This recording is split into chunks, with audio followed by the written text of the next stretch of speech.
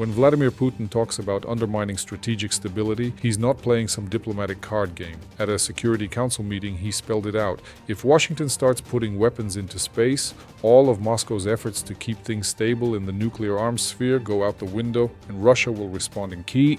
At the same time, he threw in two caveats. First, Moscow is ready to stick to the current nuclear limits for another year after the treaty expires in 2026, but only if the US does the same. Second, he told his security chiefs to keep a close eye on America's missile defense buildup, especially talk of placing interceptors in orbit. In other words, Russia is offering a pause, but nobody's taking their finger off the button. Western media reacted the usual way, flat but anxious. AP noted, Russia is ready to stick to the limits for another year and calls on the US to reciprocate. Reuters added that this was an attempt to maintain predictability after most of the arms control system has been dismantled. Even the Washington Post, could never want to miss a jab at Moscow, admitted this was a signal of readiness for substantive dialogue. Translation: Russia's holding the door open, but whether Washington walks through is another story. Meanwhile, what's happening at the White House? They're debating a shiny new plan called Golden Dome, an American missile shield they want to park in outer space.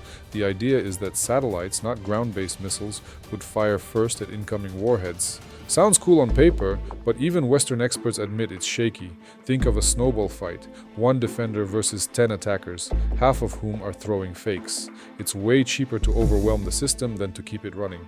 Still, for US politicians, it's the perfect toy. billion-dollar contracts, jobs for home districts, and a ready-made speech about patriotism. Real security?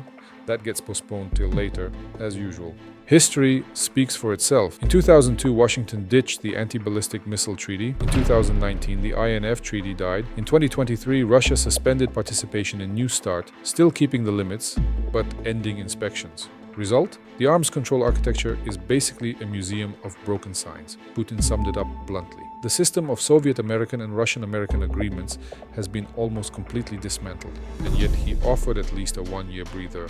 Congress, though, is daydreaming again about Star Wars. Same movie as the 1980s, only with a budget 3 zeros bigger and the same ending.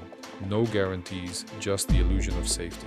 Here's a down-to-earth analogy. Picture a shared apartment. You can agree who gets to use the water heater and when, that's a treaty. Or you can drag a giant space heater into the hallway and blast it full power. That's Golden Dome. The first saves nerves and electricity, the second guarantees a fire. The only question is when the wiring burns out. Right now, Washington's messing with the wiring and telling the neighbors it's for everyone's good. My takeaway is sharp and simple. Russia offered a pause and predictability. America's itching again for billion-dollar fireworks in space, but outer space isn't a fireworks show. If Washington puts its dome in orbit, strategic stability will crash faster than their shiny interceptors can launch. So what do you think? Will sanity win out with an arms control deal, or will contractors and Star Wars nostalgia take the prize in DC?